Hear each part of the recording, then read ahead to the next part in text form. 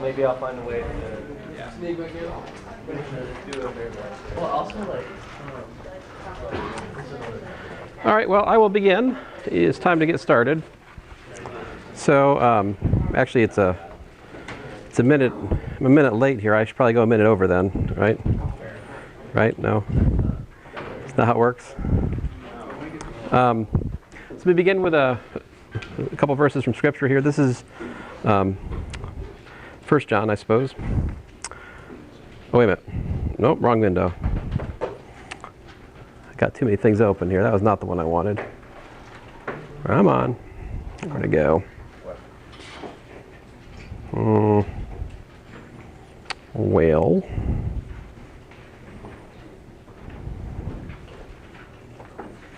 There we go. So I'm going old school today. This is from King James. John chapter 1. It goes as follows. In the beginning was the Word, and the Word was with God, and the Word was God. The same was in the beginning with God. All things were made by him, and without him was not anything made that was made. In him was life, and the life was the light of men. And the light shineth in darkness, and the darkness comprehended it not. So that's John chapter 1, and I think it's it's interesting if you look at the original language, the word used for word is logos, right, which had sort of a more mystical meaning to the Greeks in that time. It was a word they used to sort of capture the idea of some sort of impersonal force that governed everything. It's kind of something behind the scenes that was making everything stick together. You get some kind of sense of that notion if you listen to people like, for example, maybe you guys don't remember, Oprah talks about the universe and the energy that's out there. That's kind of the same sort of idea. This mystic appeals to some sort of ethereal force. And what John chapter 1 is saying is that sense that you have that there's something out there, that is in fact Jesus. Jesus is the author and the sustainer of the world in which we live. And I think that's comforting, to know that the world's not without form and void and random chance and everything. It is God himself who sustains and upholds our world. So anyway, I'll begin with a word of prayer. Heavenly Father, we thank you again for this class, for these students. Just pray that you'd be with us, help us to glorify what we do, and understand a little bit more about kinematics together, Lord. In your name I pray, Lord Jesus. Amen. So here's an example for you guys. Here we go. Example 1. Let us suppose you're given that the acceleration as a function of time is equal to, I'll put some numbers in it here for a change of pace, 2 meters per second squared. All right. And then parentheses 3 meters per second to the 4th. All right. Times t squared. So here this acceleration is given. Also, the velocity at time 1 second is given to be 3 meters per second, 0. And the initial position at time 1 second is given to be 3.7 meters and 1.4 meters. All right. Then the question is, find the position and the velocity at time t. All right? So find r of t and v of t. So any questions? Does this problem make sense to you guys? Yeah. Sorry, what was the 3 meters per second to the 4th t squared? What was that? It's given. Oh, It's part of the problem statement. I mean, you might ask, how could you have such an acceleration as that? Well, that's a question we'll answer in a week or two when we start talking about forces. At the moment, we're just accepting that we have certain accelerations, and we're trying to work out if that is the acceleration, what's the velocity, what's the position, how does this all go together? Okay, so I'll remind you, we have relations between acceleration is the velocity's derivative, velocity is the position's derivative, right? So if I want to calculate velocity, I can integrate the acceleration. And here's how that goes. So what we're going to do is we're going to integrate And if you guys don't mind, I'm going to omit units on the calculations in the interest of not going. I mean, I can write out meters per second to the fourth at 1,000 different places, and you can too, if you'd like me to make that the rule of the course. Or would you also like to have the freedom to omit your units in calculations? Omit, yeah. Omit. Good choice, good choice. So integration from 0 to 1 of dv d tau, excuse me, not 0 to 1, my bad. What I wanted to do there was from 1 to t. That was my intention. And then on the other hand, I'm going to integrate from 1 to t acceleration as a function of tau d tau. All right? So I'm introducing tau as an integration variable. All right, so then what is the acceleration formula? Well, so we got integration from 1 to t of, we got a 2 and a 3 tau squared d tau. Right? We can do that integral. How's it work out? Integrate the 2, we get 2 times t minus 1. Integrate the 3 tau squared, we get t cubed minus 1. Because when I integrate, I divide by 3, 3 cancels 3. I have t tau cubed, evaluate from 0 to, from 1 to t. So fundamental thermocalculus part 2, which you guys all know, there you go. On the flip side, if you'll allow me this short manga style calculation, this is equal to v of t minus v of 1. Right? Because the integral of the derivative is just the thing you're differentiating, right? Net change theorem, if you like. It's true for vectors just as much as it's true. Sorry, you are beyond the event horizon, I believe. Can you guys see this? Oh, okay, good. Well, if you can see it, everybody can see it. Good. Sometimes there's a glare. Okay, anyway, so what this gives us is that the velocity at time t is equal to the v of 1 plus that. What is v of 1? It was given right here, right? So let's put it all together. We've got 3 plus 2 times t minus 1, comma, t cubed minus 1.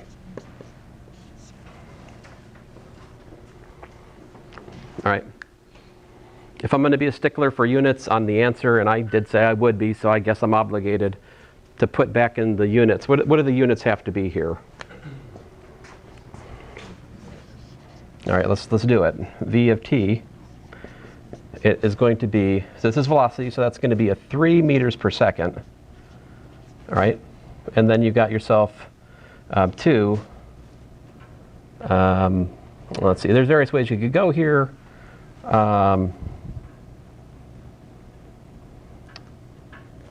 Well, I guess I'm going to go with 2 meters per second squared. And then I've got t minus 1 second, comma. Oh, let's see here. That t cubed has to have units of meters over seconds to the 4th times t cubed, and then minus, meters over seconds. Now, I don't know. So I feel like I'm a victim of my own convention here, because this is ugly. For the sake of you guys not going nuts, on a test, I probably would take this as the answer, because that's not that interesting and it's kind of annoying. Yeah. Could we just write meters per second outside of it? No, you can't do that. That's just nonsense. Because meters per second outside would be multiplying all these different things. And so, like, if you want to, well, no, in short, no. Yeah. I'll come back to that. That's what you just said is interesting. Okay, so let's see here. So there's the velocity. And now we want to find the position. So what do we do? So position, right, I integrate the velocity. So I've got the integral from 1 to t of dr d tau is equal to the integral from 1 to t of v of tau, which in this case would be, going back to my red equation there, 3 plus 2. Let me simplify this. How does it simplify? 2t what? Minus 2. So I'd really just have what? 1. How's it go? 1 plus 2t? Not t, but what should I put? Tau, right? 1 plus 2 tau. And then I've got tau cubed minus 1 d tau. All right, so let's do this integral. So on this side, that change theorem gives us r of t minus r of 1. And that's going to be equal to, I'll actually show my steps this time, tau plus 2 over 2 tau squared, comma, 1/4 tau to the 4th minus tau. Evaluate that thing from 1 to t. So what do we get? R of t is equal to r of 1. What is r of 1? It's given to be 3.7 comma 1.4, right? So I got 3.7 plus t minus 1 plus t squared minus 1. And then my 1.4, let's see here. Oh, my bad. Hold on a second, guys. Oh, yeah.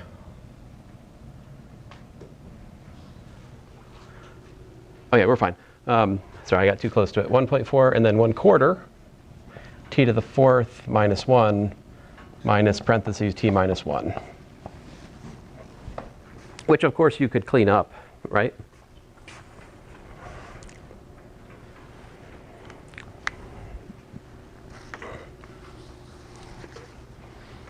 So anyway, there you go. If you're given acceleration, the way to find the velocity and the position is to integrate, and then integrate again. Yeah. And this answer for the velocity here, is that first supposed to be there? I feel like we should upgrade that comma to a what? Yeah, I think that's right. We'll make that orange. There you go. Thank you. Excellent question. I much prefer that question now as opposed to the end of class. Thank you. So where do you get the value you're plugging into the integral there? The vector 1 plus 2 tau and tau t minus 1. What is that value? What are you asking me? Where did you get the 1 plus 2 tau? Where is it? Oh, this coming from? Yes. That is this right here simplified. So 3 plus 2t minus 2, which is 2t plus 1. But then I have to write it as a function of tau. So yeah, good question. Other questions? Yeah. How do you get from RT minus R1 to this RT? What I did was I evaluated these at t and 1, and then I added r of 1. R of 1 is this term and that term, and that's coming from the fact that it was given, you know.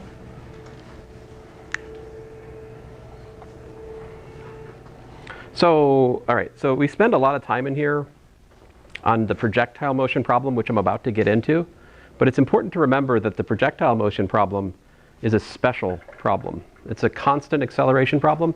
Not all problems are constant acceleration.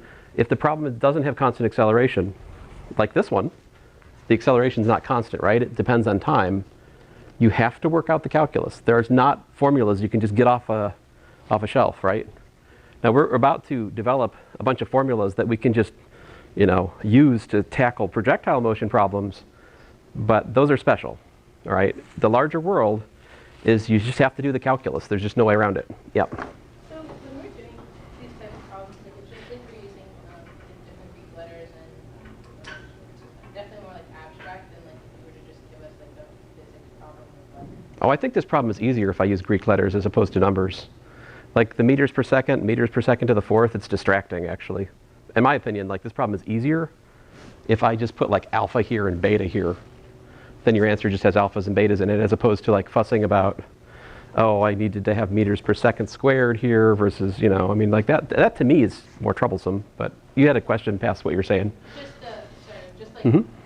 questions like this where it's like it just seems like we're kind of doing physics in like a more like abstract way. Physics. Is that for like explaining it, or like are we gonna like is this like kind of standard? Physics is a mathematical science. There will be math in the explanation. It's not abstract, it is physics. This is physics. Physics is the mathematics. You cannot separate them. So the goal, in part, is learning to explain things mathematically and physically. Both come together. At the moment, we haven't gotten to the question, like, in order to answer part of your question, we have to have the reason for the acceleration being what it is, right? We haven't answered that yet. We're going to get there. The answer to that would be Newton's laws, right? Like Newton's laws say why there's an acceleration, like F equals ma. So we say, oh, there's a force on the system. That force causes an acceleration, blah, blah, blah. But at the moment, I just said, suppose the acceleration's that, and we worked it out, because that's where we are at the moment. So, I don't know. So let me go on here. So projectile motion.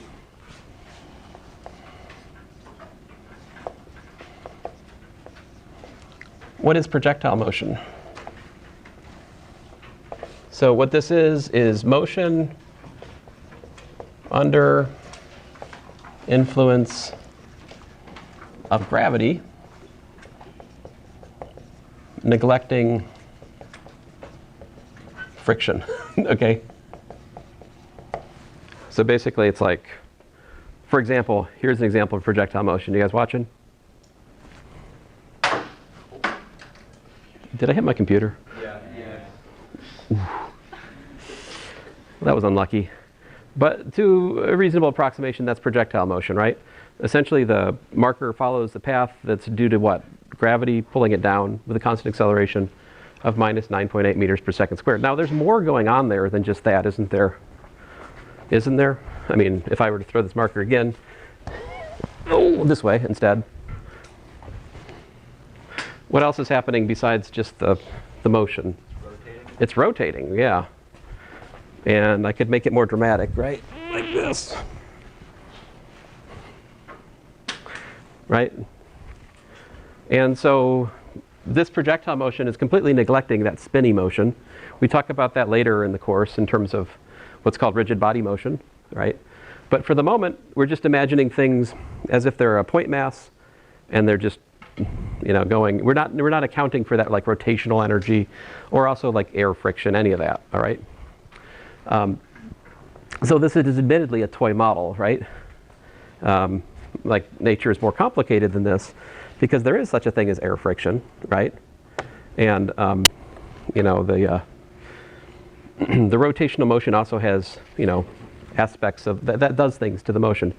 If you you know, if you're, for example, if you're into baseball, the way the ball spins is pretty significant to the way it grips the air and makes curveballs and sliders and all that jazz, right? So certainly there's things to say there about that. But for us, projectile motion, the acceleration is just this. Acceleration is going to be 0 minus g. All right? So we'll let y be the vertical direction and let x be the horizontal direction, at least as our default. All right? And you know, it's just an experimental fact that if you drop stuff, you can measure it. The acceleration is about minus 9.8 meters per second squared. So one of the, you know, exciting things that Galileo did was he observed that the, you know, acceleration due to gravity for a marker, right? Well, not for a marker, for a ball, or for a ball with twice the mass, or for a ball with 3 times the mass, all of those different balls, they had the same acceleration down an incline. He observed this experimentally. Now that went against what Aristotle said, which was that heavy stuff should have fallen faster, right? Like the more massive it is, the faster it falls. We've seen this in commercials, right? The fatter the person, the faster they go down the water slide, right? It's a law of commercials. we've been taught this since we were children by commercials. And there probably is something true about that in terms of friction, like actual motion. That might actually be true because of the way friction Force behind you. yeah, because the friction has to do with essentially the surface area. And so you have less surface area for more mass with a larger thing. So there's that. And, you know, of course you've seen if you drop a feather versus if you drop a marble, the feather takes longer to float to the ground, right? Because the feather has a much larger surface area for the mass that it has. So the force of friction from the air actually plays a really significant effect. But if you could somehow take the feather and the marble and both drop them for a meter in a vacuum, you'd see that they drop at exactly the same acceleration. So this is an idealization that we're talking about projectile motion where air friction is being neglected. Or you could just say we're throwing baseballs in a vacuum, but that would be kind of dangerous. That sounds great. What's that? Sounds like a great time. Yeah, until your blood boils and stuff like that. But anyway, so Okay. So we're Yeah. gonna have to go there. oh, you know, you started it. All right, so I was thinking more friendly, but you're like, yes, the shall boil. we'll put the cats in the vacuum. That'll be better. So suppose Wow, what was the dog? it's too soon. Sorry. All right. So let's if we integrate this, we get that the velocity at time t is equal to v naught. All right. Plus 0, comma, minus gt. I'm just integrating. Take an antiderivative. Think about the meaning of time 0. This makes v sub 0 the initial velocity. If I integrate again, I get r of t is equal to r naught plus t v naught plus parentheses 0 minus 1/2 gt squared. These are the equations of projectile motion. We can get them simply by integrating. Listen, the constant vectors r naught and v naught. So r naught equals position at t equals to 0, and v naught equals the velocity at t equals to 0. That's it. Now, we like to write these equations out in a slightly more sort of cumbersome way for examples. And so like let me take these two equations here and sort of unwrap them, if you will, in terms of their component content. So like what does this say? So our velocity we can write as vx, vy, all right? So we've got the x component and the y component. What's the formula for vx? So the formula for vx is v naught x, right? And that's, yeah, that's it. So oh, come on.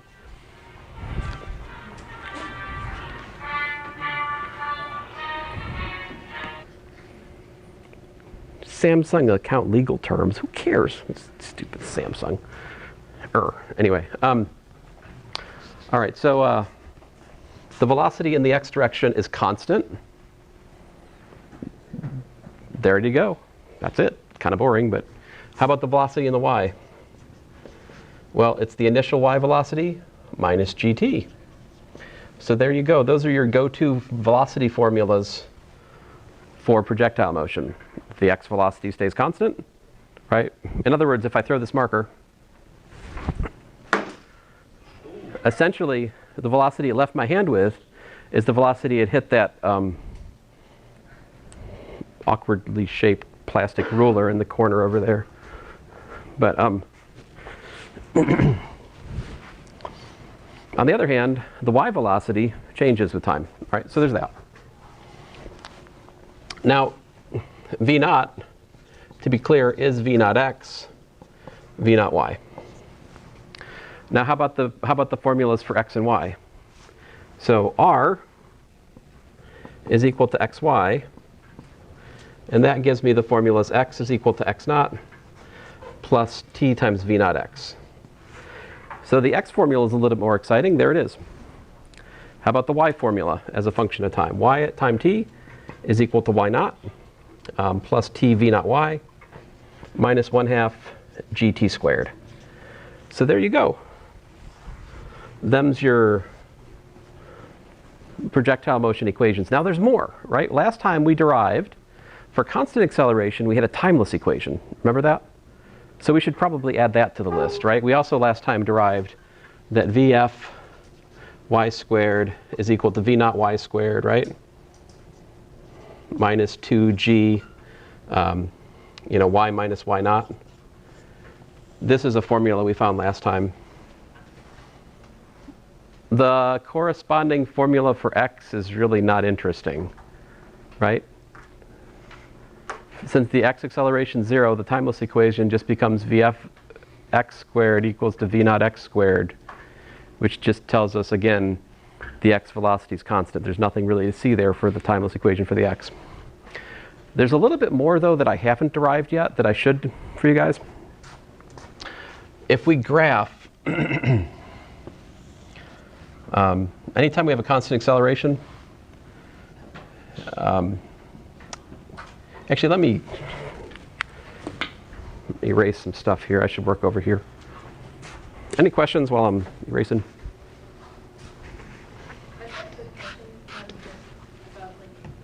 Uh-huh. What's the homework?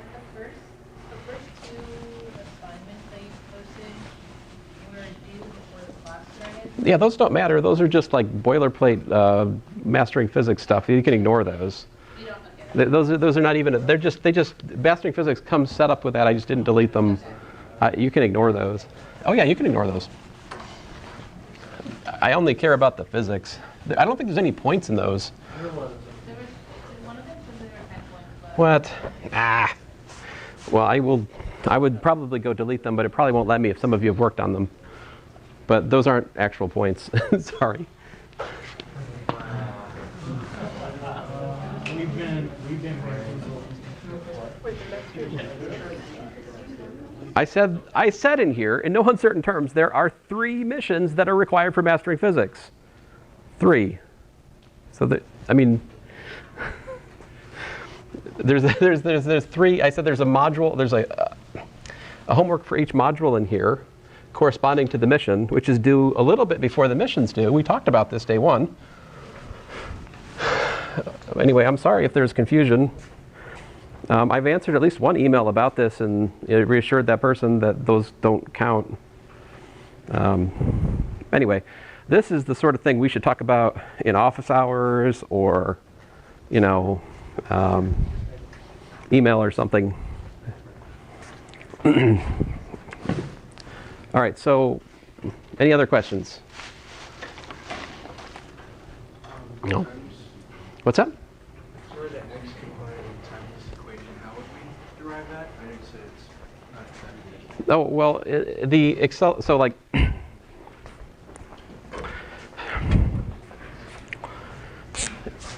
if our acceleration was equal to, let's say, ax, ay, az, you could derive a timeless equation for each component, supposing this is constant, all right?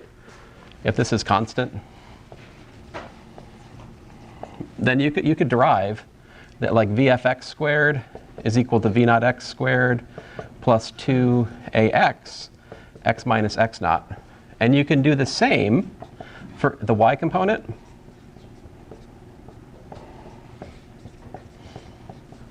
And you can do the same for the z component. But the thing is, in the context of projectile motion, the x acceleration 0, so the equation's not really interesting, right? Although there is something interesting here, I noticed. You can put all these 3 equations together into one big old equation, which is that for constant acceleration, the velocity, final velocity dot the final velocity, is equal to the initial velocity dot the initial velocity plus twice the acceleration dotted with the displacement.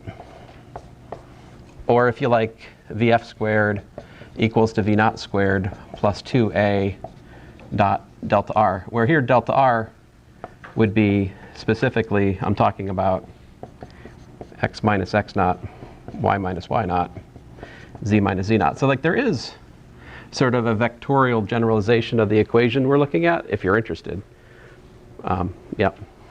So you said for projectile motion that the x-axis acceleration is 0. Right. The velocity is constant for while The- it's like Right, yeah. The x velocity is constant, right. So this right here is not projectile motion. This is a more general comment. This is just for arbitrary constant acceleration motion. These are formulas that are true, right? For arbitrary constant acceleration motion, you'd have the following. You'd have the velocity is equal to the initial velocity plus t times the acceleration vector, and then the position would be the initial position plus t times the initial velocity plus 1/2 t squared times the acceleration vector. So like these are the equations that govern constant acceleration motion, not necessarily just 0 minus g. Okay? So like later we might be talking about a rocket, right? And maybe the rocket gives you a thrust which gives you a constant acceleration in a certain direction. These are the equations of motion which would govern such a constant acceleration problem. All right. All right, so let me talk about the usual case. Example, well, let's just talk about the range equation and max height formula. So here's the situation. We're firing a bullet or something, or perhaps we're throwing a cat from a large catapult, of course. And we're firing it at angle theta, like so, and it does some kind of thing like this, right? So the initial velocity is given some angle theta. So natural questions to ask for this kind of motion, right? Again, neglecting friction, just this is projectile motion, is what's the maximum height and how far does it go? So let's work it out. So we're going to call this, the max height we'll call h, and the distance that it goes we usually call r for range. All right, so what are the equations we're up against here? Let's see. So if the initial speed with which we launch the cat is v naught, what's the initial velocity? Well, you guys know vectors, right? So the initial velocity vector is actually what? It's v naught cosine theta, v naught sine theta. This is my v naught x. This is my v naught y. All right. So then I can write down more. I can tell you, aha, so x is equal to x naught, plus v naught cosine theta times time. So there's x as a function of time, right? And what's y as a function of time? So like y naught, plus v naught sine theta times t minus 1/2 gt squared.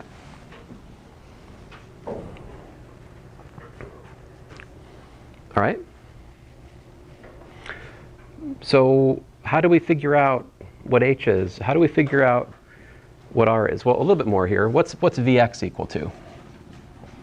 This probably doesn't really matter at all, but vx is v naught cosine theta, and vy is v naught sine theta times time minus gt, right? So these are the kinematic equations that we have to work with. We're trying to figure out the formulas for h and r at the moment. How should we do this? Yeah. We could find the time to complete the entire range, and then take the time divided by 2 to find the height. Ah, okay. How would you find the time to go the whole range then? I would say that the final velocity at the end would be 0 as well, because it hits the ground. Oh, but it's not, right? Because, like, if I throw this marker, like when it comes back down, I mean, it still has this. In fact, the velocity it goes up is the velocity it comes back down with. We can show that.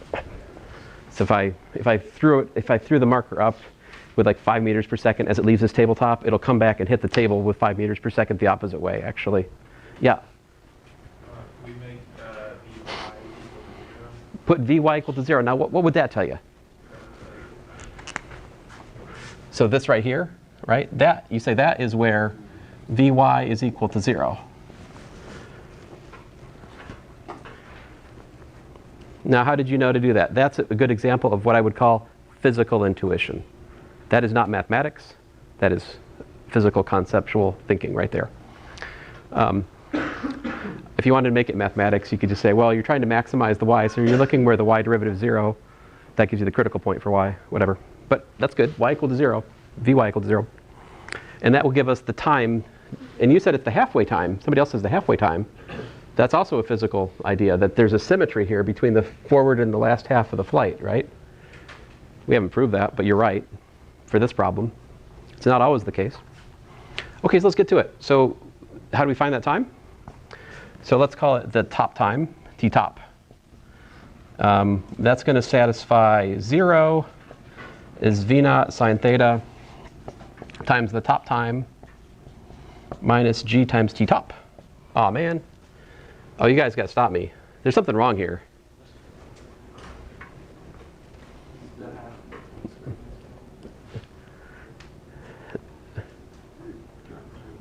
So v naught has units of meters per second. Yeah? I was gonna say, you have to figure out what sine of theta is before you can calculate it. Well, we're doing this for arbitrary theta, so we can't do that. No, it's just this. This t does not belong here. This t is not here. There, better. That wouldn't make sense dimensionally, because we'd have meters per second times seconds is a velocity. That doesn't work. This, on the other hand, is meters per second squared times seconds, which is a meter per second. That term is a reasonable term in terms of dimensional analysis. Okay, anyway, so no t-top here. Good news, minus g t-top. So what's t-top? T-top is apparently equal to v naught sine theta divided by g. Hooray! All right, so then we can find h. H is equal to y minus y naught, right? That's the difference in y, right? The initial point this thing is at, we are labeling x naught, y naught. Okay? That's its initial position. So y minus y naught would be the height. And that's also equal to v naught sine theta times t top, which apparently is v naught sine theta over g. Minus 1/2 g v naught sine theta over g quantity squared. And how does that work out? Well, look at it. It's the same term twice, but the second one is, we got a 1 minus a half. This simplifies to give us h is simply v naught squared sine squared theta over 2g. So there you go. That's the formula to find the maximum height. We actually derived this last class. But there was no sine theta because we were just talking about motion up and down. So theta was like 90 degrees. So sine theta is just 1 in the example we did last class with my marker and my actual height of 2 meters, which, by the way, is about 6'7". So, or 6. My actual height, yes, of course. All right, so that's half of it. How do we find the range?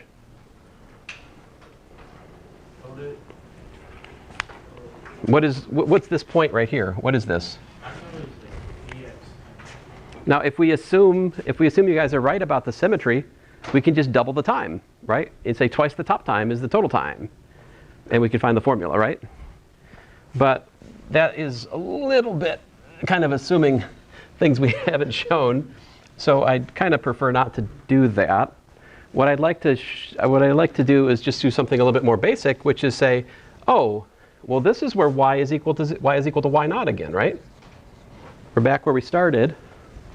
So we're trying to solve y naught equals to y naught plus v naught sine theta t minus 1/2 gt squared. What is that? What kind of equation is that? Remember here, v naught and theta are given. A parabola equation, yeah. It is a quadratic equation, right? Quadratic equation. We can solve those. We will not use the quadratic formula. A quadratic formula is like the worst way. Well, actually, that's not true. The quadratic formula, if you're actually working it out on your calculator, is dumb. If you're just using the built-in quadratic formula in your calculator, good job. But I don't know. I'm just saying I personally don't use the quadratic formula directly. And let me explain that further here. You're not wrong, though. I mean, the quadratic formula will solve it. That's true. But this one, we don't need that. There's something easier. I'll take it. I don't want it. Can you, I mean, how would you solve this equation? You're trying to find the time, which makes it true. My college algebra students would love to have this, right? Factor out the But yeah, factor out the t. Yeah. So we've got t, v naught sine theta, minus g over 2. What are the... T squared doesn't do it. Oh, my bad. Yeah, thank you. My bad. So there's a t there, indeed. And, okay, so we get either t equals to 0, or t equals to what? This being 0. This being 0 gives me what? 2 v naught sine theta over g. Which is good, because that is exactly what you guys told me it was, which is twice t top. That's twice t top, just like we said. But now we've derived it, all right? So we solve for So that gives us the time it takes for the whole motion. Let's find the range. What's the range? The range is equal to x minus x naught, which is equal to v naught cosine theta times 2 v naught sine theta over g, which is equal to what? We've got ourselves a v naught squared sine 2 theta divided by g.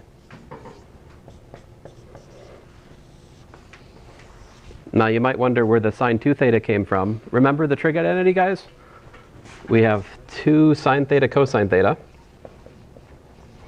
is sine 2 theta. So that's why we can simplify the formula like so. And here's the standard range equation. We should remember the context of this equation, though, right? It is for the case that we're starting and ending at the same height, right? Any questions? When would you get the maximum range? 45-degree angle, right. That would make sine of 90, that would give you sine 90. What's sine of 2 theta look like? the sine of 90 is just 1, right? Yeah, sine of 90 is 1. So let's see here. If we're graphing this, what's this right here? It goes 180. So this is actually be 90 degrees right here in this graph. Yeah, the pi over 4 or 45 is at the top. That is true. 45 degrees is right here. But there's another feature here I want you to notice, which is that we'll get the same range for 2 different angles. Do you see that? Oh. So like everything else in this equation is the same. Notice that if we put in, like, for example, 15 degrees, then you get the same sine of 2 theta over here from, like, what, 75 degrees. So projectile motion on a level playing field, there's always like 2 angles that will get you the same range. Are these the same, though? What's the difference? Which one takes more time? The larger one. What? 75? Yeah, the 75 takes more time. How do you know that? Because Travels more distance. formula right here, right?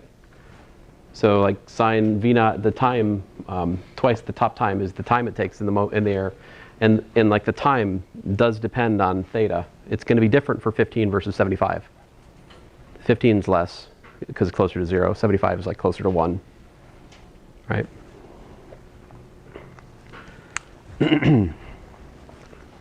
All right. So the context is super important for that equation because there are lots of problems where you don't have the initial and the final position being the same height. All right? There's a context for those equations holding, and we should keep in mind that context. Now, come on. If it would work, it would be great. Where is my marker? Oh, here it is. I still haven't found my lasers, guys. I'm sorry. So I'll have to keep using this low-tech.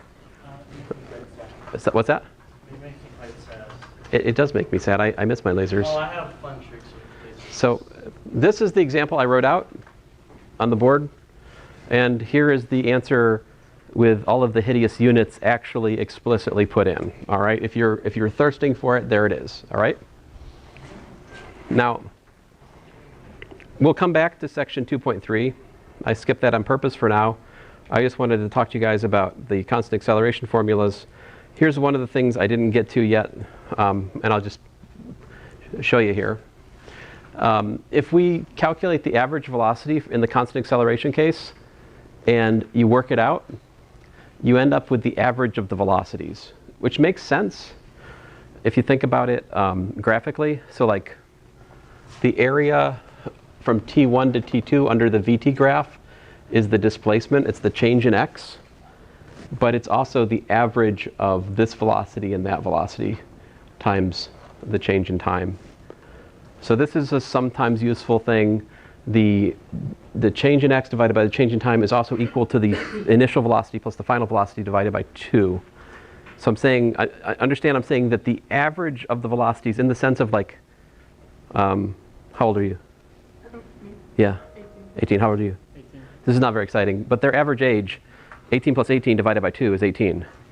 So I should have used myself or something more interesting. So, are you guys all the same age? So boring. Let's hear. So do height. Anyway, so this is like average of the velocities. Add them together, divide by 2. This is the average velocity in the sense we talked about the other day, right? There are problems where you need to use that. Those are evil problems. I have one in the notes here. Here's all the formulas I was just sharing with you guys. And here's some examples. Let's look at this example 2.42. Suppose a car has brakes which apply a constant deceleration of a is equal to minus 2.0 meters per second squared. The car has an initial velocity of 20 meters per second, then what's the stopping distance of the car and how much time is required to stop? So what I do, I use a timeless equation. Timeless equation tells me that since the acceleration is known and the initial velocity is known, I can calculate the position, how far it goes until the final velocity is 0. I do the algebra, 100 meters. And then to get the time, I use the formula for constant acceleration of the velocity, and I solve for t, vf minus v naught divided by the acceleration, which is given, 10 seconds. Pretty standard. You have questions like this in your mastering physics homework, right? Here's a good test question. Does a car going 50 miles per hour have a positive or negative acceleration? What's that? That's just velocity. That's right. You can't tell. You don't know if a car going 50 miles per hour is slowing up. No one says that. If it's accelerating or decelerating, right? You don't know. Velocity and acceleration are different things. Speeding down. So here's 4 different cases right here, right?